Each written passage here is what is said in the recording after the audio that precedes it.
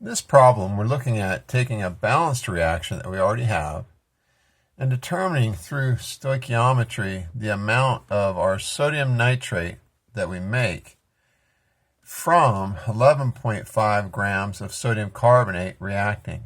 Now there's a couple of assumptions we've made. We've made an assumption that we have enough of the copper nitrate to react with the sodium carbonate.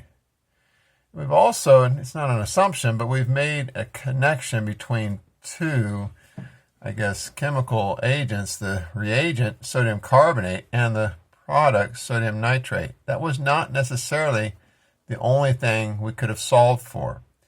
We can, again, through the map method, connect any one of these four to another one of the three remaining. So I could have connected these two. I could have asked how much of the copper nitrate is needed to react with the sodium carbonate.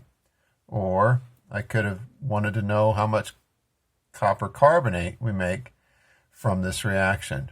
So I've chosen, sort of arbitrary, but we wanted to know how much of the sodium nitrate do we make in grams. Now, when you read the questions then, make sure you know where you are, because that helps, and where you're going. And Richard Feynman kind of has said, if you know where you are and you know where you're going, the method or the connection pretty much reveals itself. So you kind of want to know those two things. Where am I starting from? What do they give me? And what do they want? So for this particular problem, we're going to put the question mark on, we want the number of grams under of this. Now, remember, in the map method, we make a connection from our starting point, 11.5 grams. And again, it could have been written in text. You had 11.5 grams of the sodium carbonate, and you always have to figure out what the balanced reaction is from the text. If they give that to you, that's even better. And you need to know where they want you to go. So we've assumed the question's asking for grams of sodium nitrate. So we need to connect. Now remember, in the map method, we always kind of think of this as a sort of little card or a map, however you want to look at it. So we have to always go down if we're starting high. We always have to go down to the mole level. Remember, moles live underground, and therefore we kind of have to get to mole level. We have to go down under the ground. We have to go down from grams.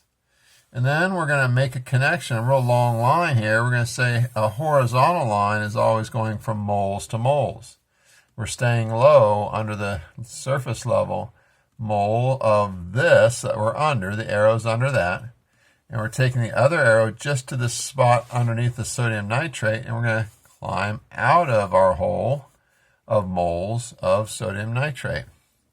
Could I have done a different map? Sure. It was arbitrary in terms of what we chose for an endpoint. You need to remember to analyze the question and to know where you're starting and where you're going. So this is a 3 conversion problem. 1 arrow, 2 arrows, 3 arrows. So we know as we go down, if we're going down, we always divide by the molar mass. Now you can find it on your phone or use the periodic table, but it turns out to be 105.989 is the molar mass of sodium carbonate. There were 2 sodiums, 1 carbon, and trace oxygen. So we need to go to then the division by this molar mass of the grams. Don't do the other way around. It's the higher divided by the lower. So we're dividing by the 105.989. Just before I go ahead and get the answer there, but I know what I need to do on the next move, we have to consider conversion from mole to mole. And we always kind of remember, I use the grandma analogy. We go to Tacoma, Washington. My grandma lived there. And when we left, we felt down. We were sad. Wasn't excited about eating the burritos that she made, but was sad about leaving all the family there. We divide by the coefficient that's in front of it. So this case, it's just a 1. There's nothing there. It's implied there's at least one of these that has to react with one of these to make one of these and makes 2 of these. So what we're going to, excited about going back home though, we were sad about leaving, but we're happy about where we're going to. Excited, it's up top. That's where we put the 2. Where you're going to is up high, and leaving, you're sad, you're low, it goes on the bottom. Now then we have to think about going out of this hole. Once we get that value, we're going to multiply by the molar mass. When you're going up to grams, we multiply. So in this case, it's going to be 84.995. So I hope that's still on the screen. Yeah. So we're going to multiply by that. So I forgot my calculator. Oh my. So, I'll just do it on my laptop. So we can take our 11.5 and we're going to divide that by the 105.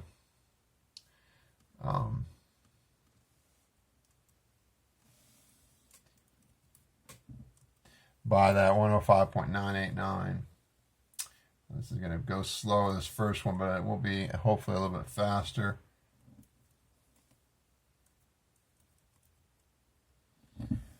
Oh, it gave me the calculator finally. Okay, so I have 0.108. We'll carry a few more sig figs, 50. And we're going to now multiply that by 2. I think I can do that one.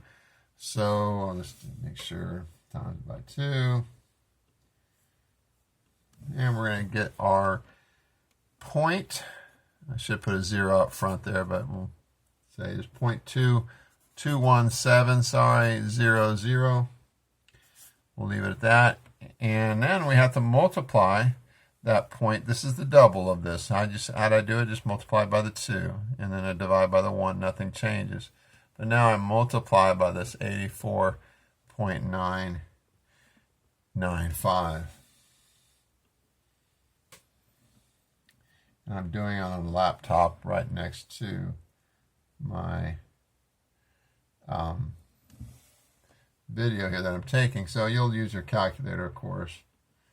And I'll get 18.444. We'll just leave it at 18.44 grams.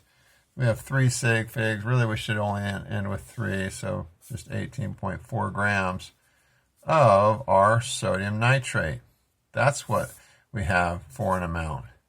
There are other types of problems we'll look at using not just a gram to gram. Kind of, we call it whip nay nay. Watch me now, watch me whip, watch me nay nay, watch me whip, whip, nay nay. So there's 3 conversions. 3 arrows means 3 conversions. And you can use dimensional analysis to also do these types of problems, but the map method sometimes helps people build a little bit of familiarity with the type of problem, and then they just kind of cheat and go to dimensional analysis. So kind of a picture approach and just purely a mathematical approach. Hope that helps. We'll do more of these in class. Bye-bye.